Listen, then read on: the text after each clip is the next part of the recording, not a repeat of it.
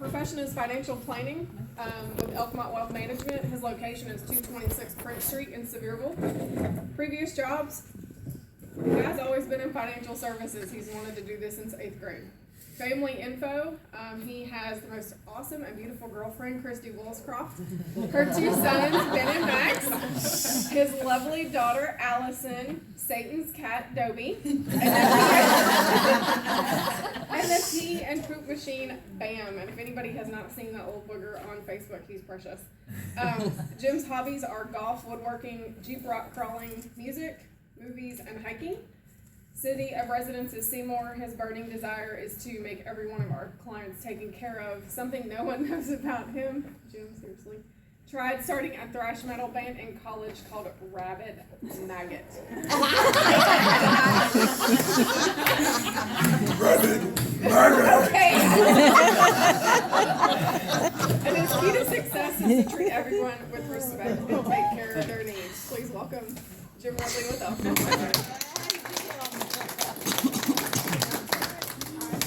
All right.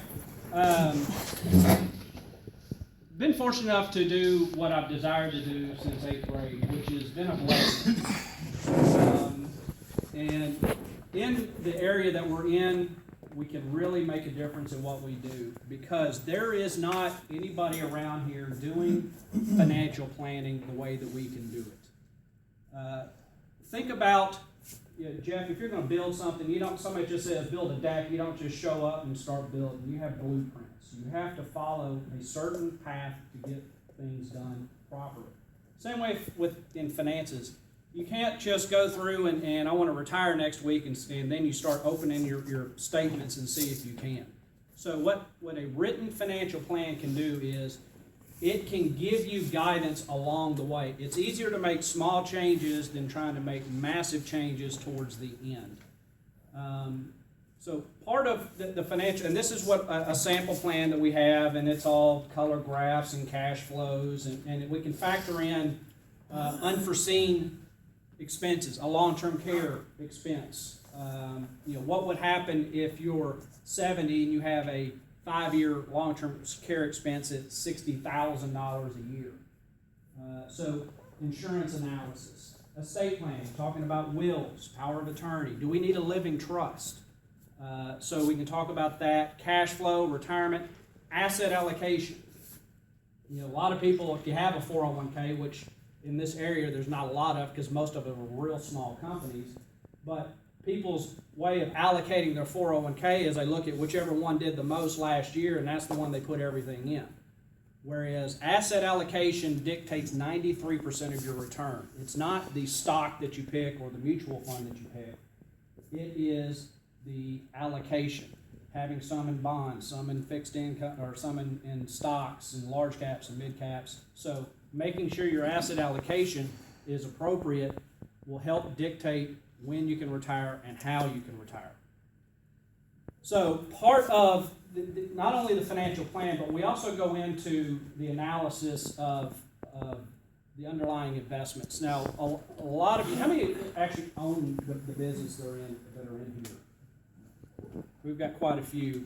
One of the things that you look at when you own a business is, do mergers make sense? Is it best to expand? Is it best to stay small? So, actually, on that, I need a volunteer. I need a volunteer for this. Nobody? I got you, Jim. You got it? I'll get you next time. I think I've got somebody. Come on, Kristen. Come on, Kristen. You can do it. Oh, I'm sure we will. Please. In a business, when you make a merger, you want to do it because it adds to what you do. If you're not adding value by taking a chance, some of us have had businesses where we've had a business partner and just didn't work out for whatever reason. And you go through, you think things are going well, and all of a sudden, an opportunity comes along. And that opportunity is something that you can't pass up. And so you take the initiative. Lots of companies have board of directors. And to do a merger, you have to speak with the board of directors. And so far, I've spoken to one board of director, Ben Eisenberg, and he agrees. Spoken with another board of director, Max Eisenberg, and he agrees. Spoken with Allison, she agrees. Spoken with Bob Williscroft, and he agrees. So, when you find something that's going to add value, when 1 + 1 does not equal 2, 1 + 1 equals 7, you have to take and go with it. And I wrote something that's in French, so obviously East Tennessee in French is not, because she is bilingual. So work with me on this. Okay. First off, tout le monde, tous mes amis, entendre ces mots. Christy K. Woolscroft. Je t'aime. Je t'aime toujours. Tu es mon meilleur ami, mon idem pour toujours. Je t'aimerai, mon dernier battement de cour. J'aimerai justement dernier souffle. Tu es mon.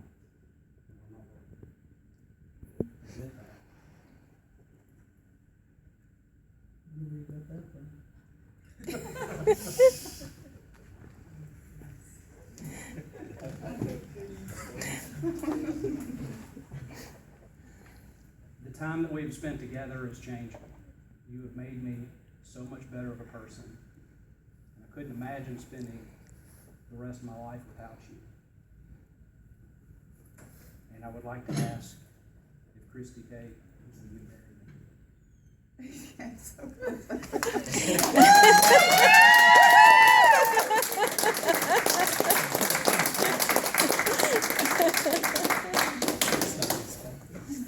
That was slick, Jim. I thought you did.